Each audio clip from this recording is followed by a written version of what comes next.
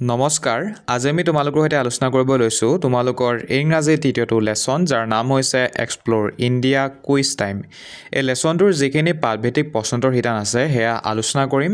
তোমালোকে নিশ্চয় ভিডিঅ'টো সম্পূৰ্ণৰূপে চাবা আৰু প্ৰশ্ন উত্তৰ শিতান যদি তোমালোকে ভাল পোৱা নিশ্চয় চেনেলটো ছাবস্ক্ৰাইব কৰি ল'বা, কাৰণ আমি 100টা ছাবস্ক্ৰাইবাৰ অতি ওচৰতে আছোঁ। গতিকে যদি তোমালোকে ছাবস্ক্ৰাইব কৰা 100টা সোনকালে হ'ব, গতিকে ছাবস্ক্ৰাইব নিশ্চয় কৰি ল'বা। ঠিক আছে, মাত্ৰ 15টা লাগে। এতিয়া আমি চাম ডাইৰেক্টলি এক্টিভিটিছখিনি, আৰু এক্টিভিটিছ মানে তোমালোকে মনত ৰাখিবা কাৰ্যকলাপ, অসমীয়াত কয়। ঠিক আছে, এতিয়া চোৱা 1 নম্বৰ প্ৰশ্নটো, answer the following questions with information from the lesson. অৰ্থাৎ আমাক কৈছে পাঠটোৰ পৰা তথ্য লৈ তলৰ প্ৰশ্নবোৰৰ উত্তৰ দিয়া বা লিখা বুলি আমাক কৈছে। গতিকে চোৱা এতিয়া এ নম্বৰৰ প্ৰশ্নটো। নম্বৰৰ প্ৰশ্নত আমাক কৈছে হোৱাট ইজ এ কুইজ, অৰ্থাৎ কুইজ কি হয় বা প্ৰশ্ন উত্তৰ কি খেল, এয়া আমাক সুধিছে প্ৰশ্নটোত। গতিকে এতিয়া ইয়াৰ উত্তৰটো চোৱা। A quiz is a form of game or competition in which someone test your knowledge by asking questions. অৰ্থাৎ কুইজ হৈছে এক প্ৰকাৰৰ খেল বা প্ৰতিযোগিতা য'ত কোনোবাই প্ৰশ্ন সুধি আপোনাৰ জ্ঞান পৰীক্ষা কৰে। গতিকে এয়া হৈছে আমাৰ 1 নম্বৰ প্ৰশ্নটো উত্তৰ। আমি এনেদৰে লিখিব লাগিব, সেয়েহে তোমালোকে লিখি ল'বা। ঠিক আছে, এতিয়া চোৱা তাৰ পাছত বি নম্বৰৰ প্ৰশ্নটো, how many school teams participated in the quiz program for the selection phase. অৰ্থাৎ আমাক কৈছে বাছনি পৰ্যায়ৰ কুইজ কাৰ্যসূচীত কিমানখন বিদ্যালয়ৰ দলে অংশগ্ৰহণ কৰিছিল বুলি আমাক সুধিছে।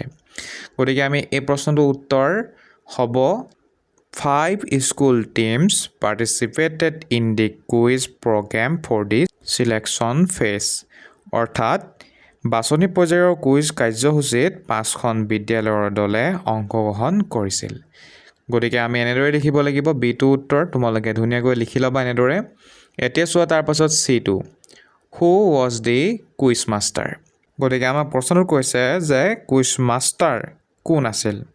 গতিকে উত্তৰ হ'ব mister PK Barua was the quiz master. গতিকে চিটো উত্তৰ এনেকৈ লিখিব লাগিব, লিখি ল'বা তোমালোকে ধুনীয়াকৈ। তাৰপাছত চোৱা এতিয়া ডিটো, what were the rules of the quiz as announced by the scorer Aparna. অৰ্থাৎ আমাক কৈছে স্ক'ৰাৰ অপৰ্ণাই ঘোষণা কৰা কুইজৰ নিয়মবোৰ কি কি আছিল বুলি আমাক কৈছে। গতিকে ইয়াৰ উত্তৰ হ'ব the rules were there would be 5 rounds, teams get 10 marks for a correct answer, 5 marks for a past question and no negative marks for wrong answers. Each team gets 10 seconds to answer. অৰ্থাৎ নিয়মবোৰ আছিল মুঠ 5টা round হ'ব, শুদ্ধ উত্তৰৰ বাবে দলে 10 নম্বৰ পাব, পাছ হোৱা প্ৰশ্নৰ বাবে 5 নম্বৰ পাব আৰু ভুল উত্তৰৰ বাবে কোনো নম্বৰ কটা নাযাব। প্ৰতিটো দলে উত্তৰ দিবলৈ 10 ছেকেণ্ড সময় পাব। গতিকে এয়া হৈছে ডিটো আনচাৰ। মই তোমালোকক অসমীয়াত বুজাই দিলোঁ, এনেদৰে লিখি ল'বা। এতিয়া তাৰপাছত চোৱা ইটো প্ৰশ্ন। এই প্ৰশ্নত কৈছে which team was the winner of the state level school quiz competition. গতিকে আমাক প্ৰশ্নত কৈছে ৰাজ্যিক পৰ্যায়ৰ বিদ্যালয়ৰ কুইজ প্ৰতিযোগিতাত কোনটো দল বিজয়ী হৈছিল, বা মানে কোনটো দল জিকিছিলে আমাক সুধিছে। ইয়াৰ আনচাৰ হ'ব team D from RKM school Cachar was the winner of the state level school quiz competition. অৰ্থাৎ কাছাৰৰ RKM স্কুলৰ ডি দলটো ৰাজ্যিক পৰ্যায়ৰ বিদ্যালয় কুইজ প্ৰতিযোগিতাত বিজয়ী হৈছিল। গতিকে ছাত্ৰ ছাত্ৰীসকল এইকেইটাই আছিলে আমাৰ 1 নম্বৰ প্ৰশ্নৰ উত্তৰ। আমি এনেদৰে লিখিব লাগিব। গতিকে তোমালোকে নিশ্চয় লিখিছা বুলি মই আশা কৰিছোঁ। মই যিদৰে দেখালোঁ তেনেদৰে লিখিলে তোমালোকে ফুল মাৰ্কছ পাবা। ঠিক আছে, এতিয়া চোৱা 2 নম্বৰখিনি। আমাক 2 নম্বৰত কৈছে how will do you know' your country, complete the following sentence they are from the lesson and are about our country.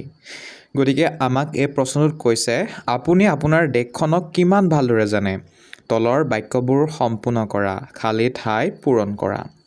গতিকে তোমালোকে নিশ্চয় দেখিছা তলত খালী ঠাই আছে, গতিকে আমাক এইখিনি মানে কৰিবলৈ দিছে। আমি আমাৰ নিজৰ দেশখনৰ বিষয়ে কিমান জানো আমাক সুধিছে আৰু পাঠটো পৰা আমাক এই প্ৰশ্ন উত্তৰখিনি কৰিবলৈ কৈছে। গতিকে তোমালোকে এতিয়া চোৱা 1 নম্বৰৰ প্ৰশ্নটো।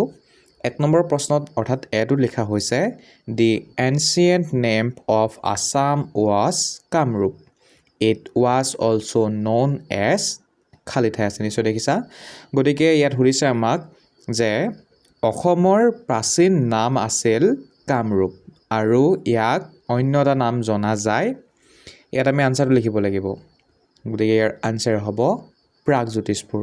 গতিকে তোমালোকে ধুনীয়াকৈ প্ৰাগজ্যোতিষপুৰ বুলি লিখি ল'বা, যিদৰে মই ইয়াত লিখি দিলোঁ, তোমালোকে নিশ্চয় দেখিছা। তাৰ পাছতো চোৱা এতিয়া বিটো, Sukapha establish the Ahom kingdom in Assam in the year 1228 AD। Directly আনচাৰটোকে মই পঢ়ি দিলোঁ, কাৰণ তোমালোকে নিশ্চয় গম পাইছা প্ৰশ্ন সুধিছে যে আহোম কিংডম চুকাফাই কেতিয়া আহোম ৰাজ্য প্ৰতিষ্ঠা কৰিছিলে, কিমান চনত প্ৰতিষ্ঠা কৰিছিলে আমাৰ অসমত, সেয়া সুধিছে আমাক। গতিকে ইয়াৰ আনচাৰটো 1228 AD অৰ্থাৎ 1228 খ্ৰীষ্টাব্দত চুকাফাই প্ৰতিষ্ঠা কৰিছিলে। গতিকে ধুনীয়াকৈ লিখি ল'বা তোমালোকে 1228 AD বুলি। তাৰপাছত চোৱা এতিয়া চিটো, প্ৰথমতে আছে খালী ঠাই, গতিকে চোৱা পাছৰডোখ does the share its border with Assam. আমাৰ পাঠটো যদি আমি পঢ়োঁ তেনেহ'লে আমি গম পাম যে ইয়াৰ আনচাৰটো হ'ব ম্যানমাৰ। ম্যানমাৰে আমাৰ অসমৰ লগত বৰ্ডাৰ অৰ্থাৎ সীমা ভাগ নকৰে, ঠিক আছে। গতিকে এয়া হৈছে আমাৰ উত্তৰ চিটো ম্যানমাৰ। লিখি ল'বা তোমালোকে ধুনীয়াকৈ। এতিয়া চোৱা ডিটো, আৰু ডিটোত কৈছে আমাক যে জাতীয় পতাকাৰ ৰং কি কি বুলি আমাক কৈছে প্ৰশ্নটোত, ঠিক আছে। এতিয়া তোমালোকে নিশ্চয় দেখিছা, প্ৰথমতে মই লিখিছোঁ চেফ্ৰন। চেফ্ৰন মানে হৈছে গেৰুৱা ৰং। তাৰপাছত হোৱাইট, হোৱাইট মানে তোমালোকে নিশ্চয় জানা বগা। তাৰপাছত গ্ৰীণ, গ্ৰীণ মানে হৈছে সেউজীয়া। গতিকে আমি এই তিনিটা লিখিব লাগিব ডিটোত, চেফ্ৰন, হোৱাইট এণ্ড গ্ৰীণ। তাৰপাছত চোৱা এতিয়া ইটোত আমাক কৈছে যে বগা ৰঙে কি বুজায় বুলি কৈছে। গতিকে ইয়াৰ আনচাৰ হ'ব পিচ এণ্ড ট্ৰুথ, মানে হৈছে শান্তি আৰু সত্য বুজায়। তাৰপাছত চোৱা এতিয়া এফটো, মহাত্মা গান্ধী জন্ম ক'ত হৈছিল বুলি আমাক সুধিছে। গতিকে আনচাৰ লিখিব লাগিব আমি পোনপ্ৰথমতে পোৰবন্দ। তাৰপাছত ষ্টেটৰ নাম সুধিছে অৰ্থাৎ ৰাজ্যৰ নাম, গতিকে আনচাৰটো আমি লিখিম গুজৰাট বুলি ছেকেণ্ডতে, ঠিক আছে। লিখি ল'বা তোমালোকে এনেদৰে। তাৰপাছত এতিয়া চোৱা যিটোত কৈছে আমাক যে অমৃতসৰ পঞ্জাৱ কিহৰ কাৰণে ফেমাছ বুলি আমাক সুধিছে। গতিকে আনচাৰ হ'ব গল্ডেন টেম্পল, প্ৰথমতে লিখিব লাগিব আৰু লিখিব লাগিব শিখসকলৰ গল্ডেন টেম্পলৰ কাৰণে অমৃতসৰ পঞ্জাৱ ফেমাছ হয়, ঠিক আছে। তাৰপাছত চোৱা এইচটোত আমাক কৈছে যে ইণ্ডিয়াৰ যি ৰাইনো অৰ্থাৎ গঁড় আমাৰ ভাৰতৰ ক'ত আটাইতকৈ বেছি দেখা যায় বুলি সুধিছে আমাক। গতিকে আনচাৰটো আমি লিখিব লাগিব যে কাজিৰঙা বুলি, ঠিক আছে। কাজিৰঙা বুলি তোমালোকে ধুনীয়াকৈ লিখিবা, নহ'লে তোমালোকে লিখিব পাৰা কাজিৰঙা নেশ্যনেল পাৰ্ক বুলি। তাৰপাছত চোৱা এতিয়া আইটোত কৈছে আমাক the ancient name of Patna the capital of Bihar was Pataliputra. অৰ্থাৎ আমাক কৈছে যে বিহাৰৰ কেপিটেল পাটনা পুৰণি নাম কি আছিল বুলি আমাক সুধিছে। গতিকে আনচাৰটো হ'ব পাটলিপুত্ৰ। গতিকে পাটলিপুত্ৰ বুলি ধুনীয়াকৈ লিখি ল'বা, যিদৰে মই লিখিছোঁ। গতিকে এতিয়া চোৱা জেটোত আমাক কৈছে যে কুতুব মিনাৰ পৃথিৱীৰ আটাইতকৈ ওখ থিয় হৈ থকা এটা টাৱাৰ, পাথৰৰ দ্বাৰা নিৰ্মাণ কৰা। গতিকে কোনে নিৰ্মাণ কৰিছিলে বুলি আমাক সুধিছে আৰু কিমান চনত নিৰ্মাণ কৰিছিল বুলি আমাক সুধিছে। গতিকে আমি প্ৰথমতে লিখিব লাগিব, আমি চনটো লিখিব লাগিব, বিল্ড কৰিছিলে কিমান চনত লিখিব লাগিব। তাৰপাছত বাই বুলি লিখা হৈছে, কোনে নিৰ্মাণ কৰিছিল সুধিছে। গতিকে বাই পাছত আমি লিখিব লাগিব কুতুবুদ্দিন আইবাক বুলি। গতিকে তোমালোকে ধুনীয়াকৈ প্ৰথমতে লিখিবা 1193, তাৰপাছত লিখিবা কুতুবুদ্দিন আইবাক, ঠিক আছে। গতিকে ছাত্ৰ ছাত্ৰীসকল এইকেইটাই আছিলে আমাৰ প্ৰশ্ন উত্তৰকেইটা। তোমালোকে এনেকৈ লিখিব লাগিব 2 নম্বৰখিনি, লিখি ল'বা ধুনীয়াকৈ। গতিকে এতিয়া আমি চাম 3 নম্বৰৰ প্ৰশ্নটো। 3 নম্বৰৰ প্ৰশ্নটো আমাক কৈছে যে টেষ্ট ইউৰ মেমৰি, আমাৰ মেমৰি পৰীক্ষা কৰিবলৈ কৈছে, আমাৰ স্মৃতিশক্তি পৰীক্ষা কৰিবলৈ কৈছে, আৰু কৈছে যে match the statements under A with correct statements under B without looking at the lesson. অৰ্থাৎ আমাক কৈছে পাঠটো নপঢ়াকৈ ষ্টেটমেণ্ট এ অৰ্থাৎ এ আৰু বিখিনি আমাক মিলাবলৈ কৈছে, মানে কোনটো ষ্টেটমেণ্ট, কোনটো মানে বাক্য কোনটোৰ সৈতে মিল আছে সেয়া আমাক মিলাবলৈ কৈছে। গতিকে মই আনচাৰ দিয়ে থৈছোঁ, তোমালোকে নিশ্চয় দেখিছা, কাৰচিন মাৰি মই ধুনীয়াকৈ ইয়াত দেখাই দিছোঁ, মই দেখাই দিছোঁ তোমালোকক, নিশ্চয় তোমালোকে দেখিছা। গতিকে প্ৰথমটোত হ'ব আমাৰ এই 4 নম্বৰটোৰ সৈতে। গতিকে 4 নম্বৰটোৰ সৈতে তোমালোকে 8টা নি ল'বা, যদিহে 8টা নিছা কিতাপত। ঠিক আছে, 8টা নি ল'বা, যিদৰে মই টানিছোঁ। তাৰপাছত তেনেদৰে আমাৰ 2 নম্বৰটো হ'ব এফালৰ 1 নম্বৰটোৰ সৈতে। গতিকে 1 নম্বৰটো টানি ল'বা। তাৰপাছত 3 নম্বৰটো হ'ব আমাৰ 2 নম্বৰটোৰ সৈতে, আৰু 4 নম্বৰটো হ'ব আমাৰ 5 নম্বৰটোৰ সৈতে, আৰু 5 নম্বৰটো হ'ব 3 নম্বৰটোৰ সৈতে। গতিকে তোমালোকে এনেদৰে ধুনীয়াকৈ মিলাই ল'বা। ঠিক আছে,